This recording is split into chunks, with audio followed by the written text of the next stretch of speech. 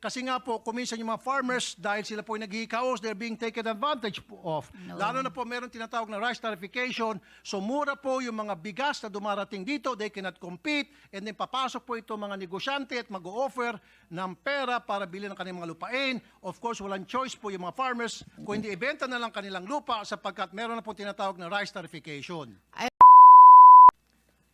Lumilit po ang ating farmland. Binibili po ng mga malalaking developer at ginagawang commercial at residential land. Ano po ang ginagawa ng DA tungkol dito? Alam nyo, that's our business. I Ganun want po to ba? tell you that we don't buy agricultural land in the provinces. Nobody will buy houses in agricultural land. We only buy in cities and capital towns Ganun po ba? because the buyer of houses, they want also an opportunity that if they're having financial problems, they can resell their houses. And you know, it's very hard to resell houses not in cities or capital towns. I'm from Isabela po. We limit ourselves in cities and capital I'm towns. from Isabela po. At marami po akong may bibigay sa inyong ebidensya, proof, na mga farmland na convert po sa subdivision. But in Kaya nga po yan ang dahilan cities- kung bakit ko po gustong maipasa na po yung National Land Hindi, Use Act. that's in cities and capital towns, but I don't think in the Well, in Isabela, in Kawayan, Isabela there po, will be like that. In Kawayan, Isabela po, Kawayan City, Isabela, may mga farmland po doon na na-convert na Kawayan po. is a city. Regardless, ang pinag-usapan My po God, natin, yung if, mga farmland po na na-convert na po sa isang subdivision o commercial. But they allow that in cities and capital allow that. towns. Kaya nga po, They allow conversion alam ko nga in po. cities and capital towns because if they buy your land, they buy it expensive and you can reinvest the money and you will make more money than planting on those lands. I remember we have, when I was young, we have a big chicken farm in Muntinlupa.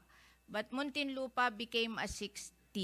So we finally developed our chicken farm because it is 8 hectares. We will make more money than in farming. So it's an investment decision for these people. If somebody will buy your land at a bigger amount, maybe you can sell it and buy another land that is cheaper somewhere else and build your farm there. Hindi po ganun nangyari, I think ma'am, eh. it's the thinking of you have to understand agriculture as a business also. I'm That not a if you businessman, have but I can understand agriculture opportunity po, ma'am. to sell your land at a higher price and be able to buy a bigger piece of land with that same money in less prime places, then you will do it. Kaya nga It's po, ito na- pong tanong ko po sa ating mga taga-DA. Ano po ang ginagawa nila sa ganitong nangyaring masamang sistema na paliit po ang ating farmland? Sorry po, madam ha.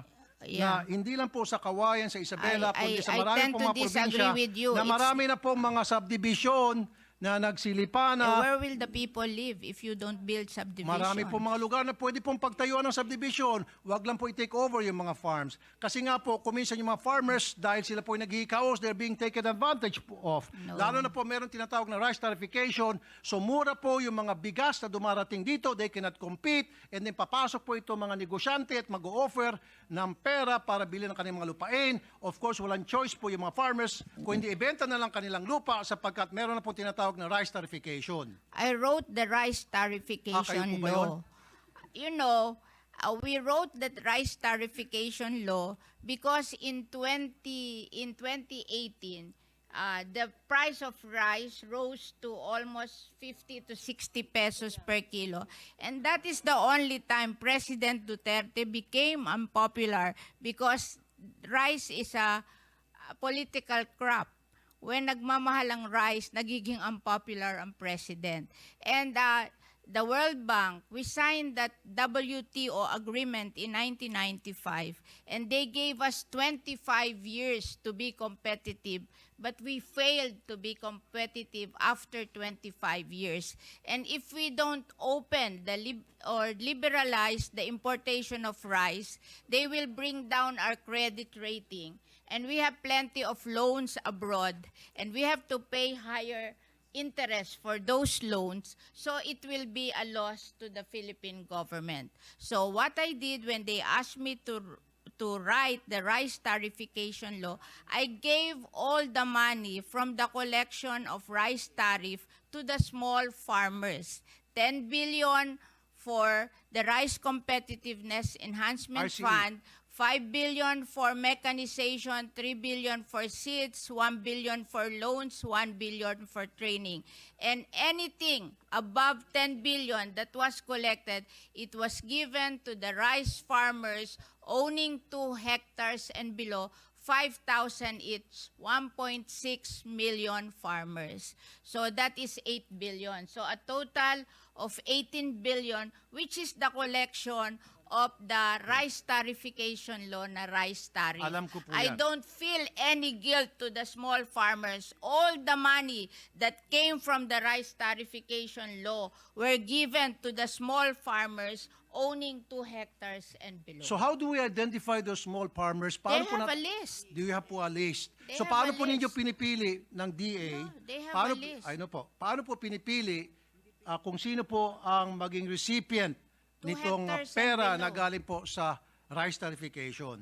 How are they being They have a identified? list of farmers owning 2 hectares and below.